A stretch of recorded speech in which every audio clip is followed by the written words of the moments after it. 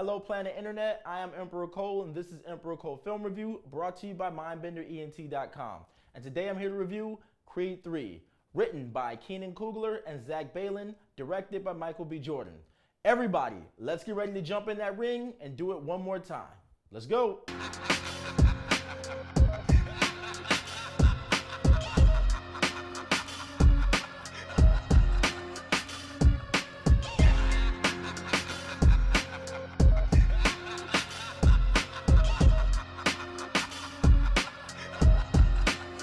I enjoyed the way the film opened up with Adonis Creed having to sneak out late at night to go hang out with his best friend. And of course, the fact that he has to sneak out and he's making his mother think that he's just in bed sleeping. He goes to hang out with his boy Damian. They go to this underground boxing club. And of course, Damian's golden gloves. That's just setting it up to show. They're showing you the friendship that they have. They're showing you how tight they are. Obviously, that must really be your boy, the fact that you're sneaking out to go hang out with him. And they're at this underground boxing club. And they're looking at all the lights, the girls, and just the people with money. And of course, this is where they want to be in life, right? So obviously, we see that at this point, Adonis Creed is like his little man, just like his little homie, because Damian looks like he's about 4 or 5 years older than him. So he's kind of like, I don't know, he's kind of like the Tony Yayo to the 52, Damian being the 50 Cent at the time, just to put it all into perspective. So, of course, when things go bad at the end of the night, even though after Damian won the fight, he runs into the guy Leon, and they later on revealed in the film that Leon, I guess, was abusing them at the boys' home, wherever the group home, wherever they were living at. He sees Leon, he attacks him, he starts beating on him. But then, of course, Leon's boys show up, they grab him up, and before you know it, Damian pulls out the strap. The fact that he has the gun with him, they're showing you that Damian's living a little bit rougher than Adonis Creed's living. So I like the way they showed that, and of course the music in the scene was hitting. They got the Dr. Dre playing, and I like the way they had the beat kind of slowly coming in, subtly coming in different parts of it. Of course, I'm a super hip hop head myself up until a certain point, so I recognized that music as soon as I heard it, and I was like, oh, okay, that's what's up. That's what we doing right here. They put the Dre in it. I like that they established their friendship right from the beginning. The point of this flashback is to show you how tight they were when they were younger. So of course, later on in life, when one is super successful and one isn't, it shows why he would be comfortable with reaching out to him and coming to him and saying, yo, I need your help, or trying to see if there'll be something he would possibly be willing to do for him.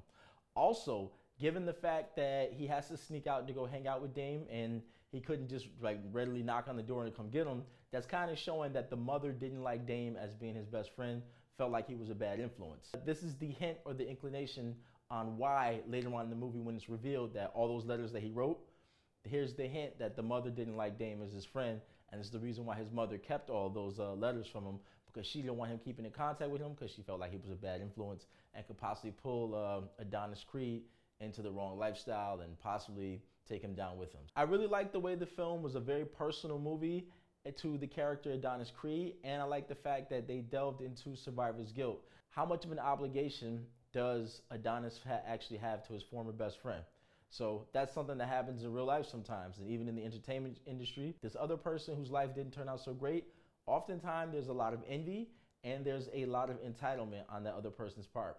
So in the film, just like that scene where they're on the beach and Damian is celebrating with his crew and all of his people, he's celebrating the fact that he's now this champion because he won the boxing match.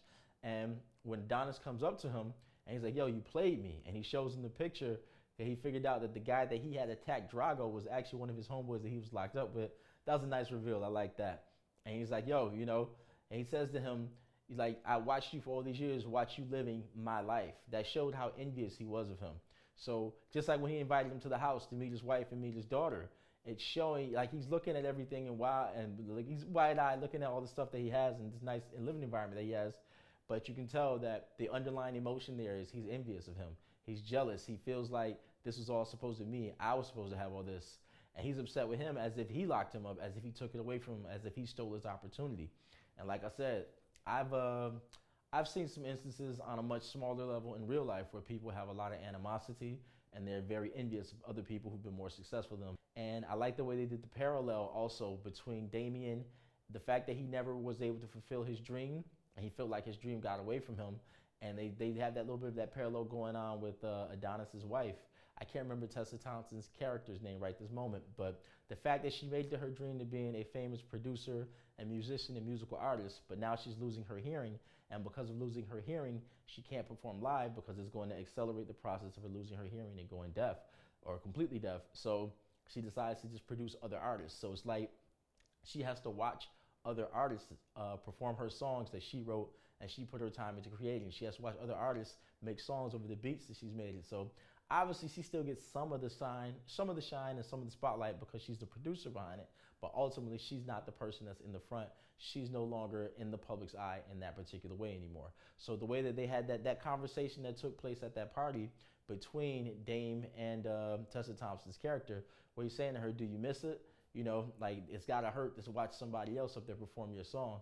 I liked how they did that. I thought that was very strong writing. One thing that did surprise me about the storyline in this film was the fact that they made Adonis be retired already. And I'm like, okay, if he's like in his early to mid 40s, that makes sense. But Michael B. Jordan in real life, I think, is in his mid 30s. So of course, the character should be somewhere around early 30s, mid 30s themselves. The fact that they made him retired already, I felt like they kind of used Floyd Mayweather's real life as somewhat of a guide or somewhat of an inspiration for how they decided to make the character in this film. But now if he's retired already and just promoting other boxers and running his gym and doing that whole thing, it's like that means for every film going forward, he's always going to have to be coming out of retirement to get into a boxing match to fight with somebody. And Creed 4, they've already announced that they're going to do a Creed 4. And that having to come out of retirement and fight somebody, that could be something that could get very old and very repetitive very fast. So that concerns me with the franchise going forward, but I didn't really care for the way that they did that. I felt like he should have still actively been fighting himself.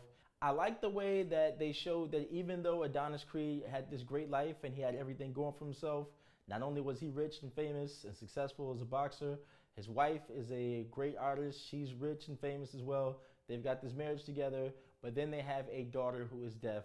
Even though people may have money and fame, they're still dealing with real life like everyone else. So, and I thought the little girl was adorable and she did great in her job. I'm not 100% sure if she was a deaf actress in real life. More than likely she probably is, because it would make more sense for the realism part and the fact that she was so good with the sign language. And I like the fact that they had the actors learn sign language to be able to communicate with her for those scenes. So that was really dope. Also, they added in that little bit of that extra, the subplot of the daughter being bullied at school. Once again, it shows the realism of the situation. It shows that even though these people have all this money and fame, they're still dealing with typical everyday situations that all parents across the world would be living with and would be dealing with. And they have the scene where Creed and his wife have to show up to the school to speak to the teacher. And the teacher's talking about how gifted the daughter is and how well she is. And of course, as the father, he's upset that another student attacked his daughter, and the fact that they had to get into a fight and the daughter was the one getting in trouble simply because she threw the punch. And it's like, once again, that's a real life thing that is very culturally relevant right now. A lot of parents are having to deal with kids attempting to bully their kids, and on the flip side of that, some parents might be the parent of the child that's doing the bullying. So that's something that's very culturally relevant right now in the country and in the world. So I like how they sprinkled and added that in. I enjoyed Jonathan Majors' portrayal of the character Dame. I like the way that they put this character in like one of the worst case scenarios of life, where you can go from the top to losing your opportunity and being at the bottom. So in that scene where he's speaking to him, where he tells him, you know, I want my shot. Maybe you didn't hear me clearly. And he's trying to tell me, yo, man, it just doesn't work like that. You don't just get a shot just because you want one, you know? And like I said, that part that happened at the actual party where they were at, where he had one of his friends from prison attack Drago randomly and made sure he hit him in his arm and fractured his forearm and his hand so that he couldn't fight, is crazy. That reveal that takes place where he's going through the old letters that his mother never gave him, and he looks at the picture and he sees Dame in the picture with the guy who attacked Drago, and he's able to put it together. Like, once again, that's just showing that Dame was willing to do whatever it took to try to get what he wanted. And that's something that comes when a person feels like they missed out on their opportunity, they missed out on their shot in life. So I feel like Jonathan Majors did a hell of a job playing this role. Both of the characters, him and Michael B. Jordan, went above and beyond to make sure they were in tip-top physical shape for these roles, because of course, if you're playing the role of professional boxers, you need to look the role. You need to do an extreme amount of working out and dieting for a long time to make sure that you're filming, that you look the way you're supposed to look, so that's believable. So I thought they did a very good job with that as well. With the character Dame, I like the way that he was humble in the scenes that he needed to be humble in, because that made you feel for him, like, damn, my man missed out on his opportunity. Maybe he should try to find a way to give him a chance. And then I like the way that he was very sneaky and conniving, but he did it in a way where it was done on the low, like the super low, where I knew that he was envious of him, but I didn't know that he was gonna go all out and do the things that he did. Attacking Drago, and then soon like that scene that happens on the beach where he already had his crew of people around him, and he's like, this boy was about to pull out, this boy actually did pull out a gun when he saw Adonis coming up, and he had to tell him, yo, chill out. It's like, it just showed that he had this all mapped out. Given the fact that both of the two main characters, Adonis Creed and Dame, are both from Los Angeles, I like that the soundtrack to this movie was very LA. So you get a lot of Dr. Dre being played, and of course they paid homage to Nipsey Hussle. There was 2 separate Nipsey Hussle songs that were played while they were doing their intros, where they're walking out to come out to have the boxing match. And then just while they were doing certain sequences, they had Nipsey Hussle songs playing in the background. So I like that they did that, and I love that they kept it very West Coast for the actual film. Dope soundtrack. And of course, I myself am a huge Nipsey Hussle fan, so rest in peace to Nip, grinding all my life. Upon watching the film, I love the way they did the action sequences, and you could actually see in some of the slow motion, some of the sequences where you see him punching them in the side, and you see them showing like the close up of the area where they planned on hitting them at. And that is something that they definitely do in anime. So I kind of saw where he got that motivation from and how he was able to bring that into a live action film.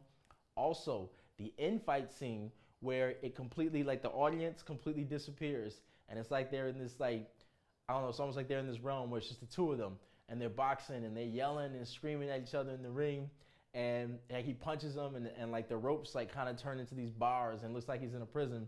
That was another thing that I felt like he used anime as the influence for that. So I kind of saw how he did it. And once again, I thought that was dope. I thought that was a very dope thing to do stylistically from a directing point of view. So I like that a lot. I thought that was really cool. So great job to Michael B. Jordan on his directorial debut. And I think he can definitely direct several things going forward, as he has a good eye for film and cinema, and he has a very good eye for knowing what's dramatic and what creates dramatic tension. I like how realistic the film was, given the relationship between Adonis and his mother, of course played by Phylicia Rashad. I like that her character was very protective of her son, and it made sense that she would keep those letters from Dame away from him because she didn't want that friendship to continue. And like I said, the movie was very realistic in the sense that she had had a stroke before. And that scene where they're on the couch together and his wife, played by Tessa Thompson, gives her the glass of wine. And he says to her, Mom, we talked about this. You shouldn't be drinking. And of course, like a hard-headed person, she has the wine anyway. And then later on in the film, when she has another stroke, and that leads to multiple organs failing, and of course they had the funeral scene, she passes away. So the movie, that's a very dark thing, but at the same time, it's very realistic to show that at this stage in his life, Adonis is now grown. His mother is much older. This is a reality that a lot of black people deal with: heart attacks, high blood pressure, strokes, and things of that nature. So I like the fact that they touched on that and they showed it in such a way that was very realistic.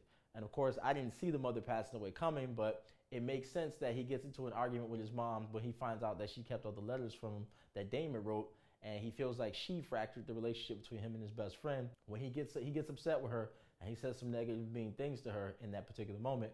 Then later on, when he gets the phone call from his wife, that from the mother's phone, he finds out his mother's in the hospital. She had another stroke, and of course she ends up passing. That emotional scene where Phylicia Rashad, where she's crying to him and she thinks that he's his father. And there's emotional where she says to him, he helped me to get over my anger that I had for you. I was so angry at you for leaving me. And like that was a heart-wrenching scene. It was felt, but that was great acting. I thought that was great writing. Okay, so it's time for me to give this movie a score on the MindBender movie meter. As a quick little summary and quick little recap on my general feelings about this film, I enjoyed this movie a whole lot. So far, I've only seen it one time, but I definitely intend to go to the theater to see it again. I feel like this movie is such a cautionary tale for young people, particularly in urban environments, where they should definitely see it and pay attention to Dame's character and how one decision and one wrong situation completely changed his life. He went from being Golden Gloves and potentially going to be a professional boxer to being locked up and spending close to 2 decades of his life in prison. Granted, I don't think he would have gotten that much time simply for having an illegal gun. I originally thought they were going to say that he shot and killed Leon or one of Leon's boys in that particular situation. That would explain him being locked up for so long. But you get the gist of what I'm saying. One decision can change your whole entire life and the trajectory of where you're going and what happens and what doesn't happen. I feel like, of course, that's reality for all of us, you know? But I think this is a movie that young people should definitely see. On to my MindBender movie meter score. I'm going to have to give Creed 3 a score of 88%. 88% on the MindBender movie meter. Creed 3. This is definitely worth seeing. Check it out. Okay, so this has been Emperor Cobra Film Review for Creed 3. If you enjoyed this review, definitely subscribe to this YouTube channel. And of course, make sure you check us out on Instagram at MindBender_entertainment. Make sure you follow us on Twitter at MindBenderENT. And of course, make sure you check out the website, MindBenderENT.com.